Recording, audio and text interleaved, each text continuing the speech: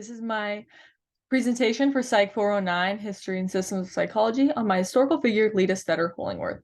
So a little bit of background about her. She was born on May 25th, 1886, on a farm outside of Chadron, Nebraska. She was the firstborn child to her mother, Margaret, and her father, John George Stetter.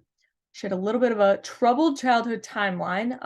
At age 3, her mother died, giving birth to a third daughter, so Leta's second sister. At the same time, her father left the family. So from 1890 to 1898, the three sisters lived with their maternal grandparents until they reconnected with their father. There's a little bit of controversy, he said, she said, of whether they really wanted to live with him, but ultimately they did move to Valentine. And Leta graduated from Valentine High School at age 15 in 1902. She went on to pursue her undergraduate education at the University of Nebraska-Lincoln. She obtained a Bachelor of Arts in English Literature and her teaching certificate in 1906. Shortly after graduation, she got engaged to her fellow classmate, Harry Levi Hollingworth. They were together since she was a sophomore in college. This will be of importance later on, but her starting job was a teaching position in Nebraska at two high schools, DeWitt and McCook, before she left to New York in 1908, where her fiance Harry was a graduate student under James McKean Cattell at Columbia. Shortly after the move to New York, the two got married on December 31st, 1908. This became a problem in the New York City job search. Harry began his career as a professor of psychology at Barnard College, liberal arts school in Manhattan, whereas Leta was quickly halted in her employment search. She was disappointed to learn that New York City had a law which prevented married women from teaching. And this was just one of the many life experiences that led to her activism for gender equality and feminism, really. Luckily, the two stumbled upon this opportunity for a research study.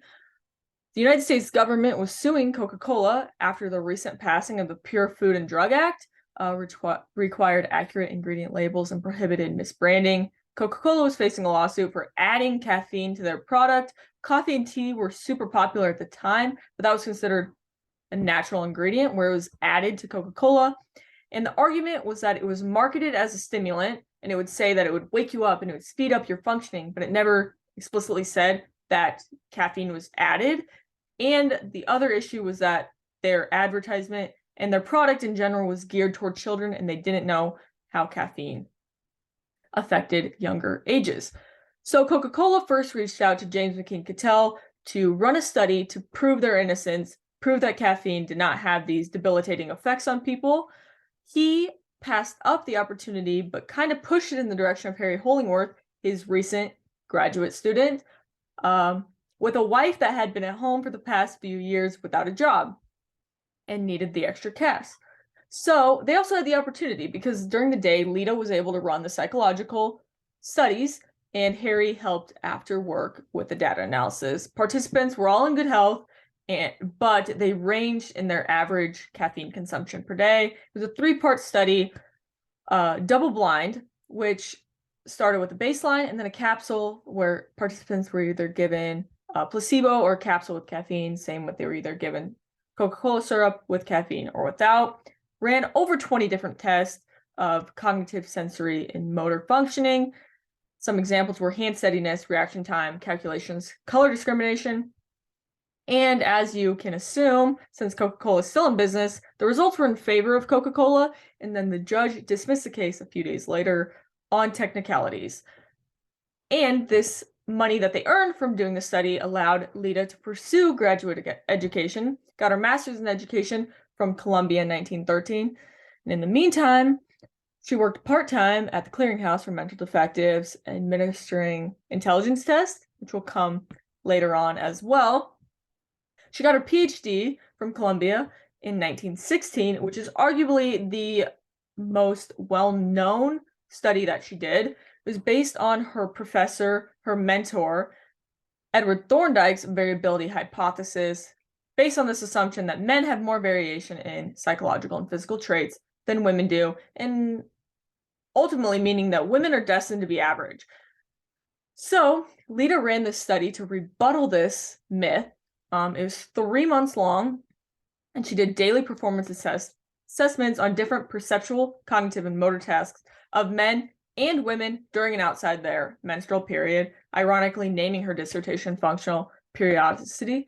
And she found no evidence to support the myth that decreased performance and diminished abilities were related to the phases of the menstrual cycle, which further sparked her advocacy for women. So Thorndike was so impressed with her doctoral work that he offered her a position at the Columbia Teachers College as an instructor in educational psychology, and she began a very successful career teaching at Columbia for 23 years. But during her times as a teacher, she did not shy away from clinical research. So if I were to talk about all of her studies and all of her publications, we would be here all day. So I just picked out 3 of the more important ones are related to other points that I've talked about.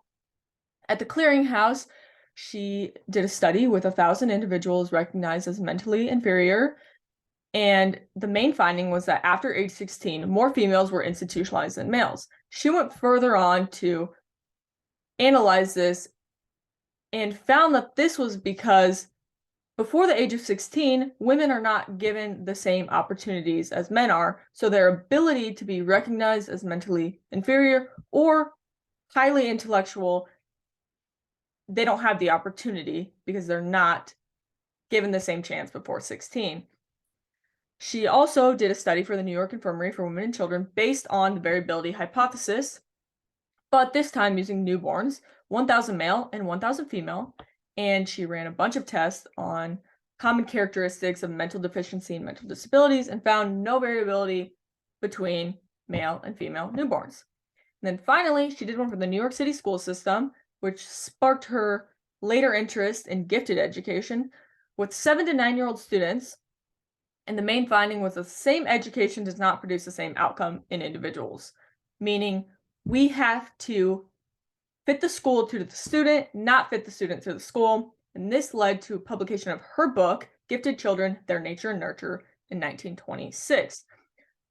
Overall, she was an advocate for women and children above all. She was a part of the Women's Suffrage Party and the Heterodoxy Club, group of women that met for over 20 years every 2 weeks to discuss women's issues and fight for rights. She was also an advocate for children and gifted education in particular, and standardized testing, not to define the children, but to act as a baseline of how we can manipulate the curriculum to better fit their needs. One of my favorite quotes by her was, "Schools cannot equalize children, schools can only equalize opportunity."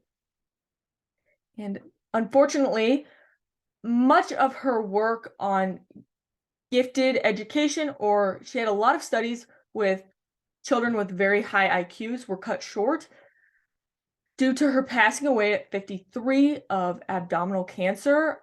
Harry went on to have a successful career. He actually published one of her books after her passing, but he was a pioneer for IO psychology as we know it today, and the two did not have any children. Although I think Leta would be very happy with where we are in society right now. We definitely still have room to grow, but after her passing, these were a few federal statutes that I thought we saw remnants of her in. And so Title IX in 1972 was a civil rights law that prohibits sex-based discrimination. Individual with Disabilities Education Act is the U.S. federal special education law that ensures free and appropriate public education in the least restrictive environment. Once again, the environment varies between children, what Leta stood for, and the Every Student Succeeds Act, which replaced No Child Left Behind, was a law that ensures academic standards to help students and schools succeed. And a big part of ESSA was this standardized testing that Leta was also an advocate for. So we have some consistency across school districts and something to refer back to when designing our curriculum and gearing it towards the individual. And this is just a list of my references.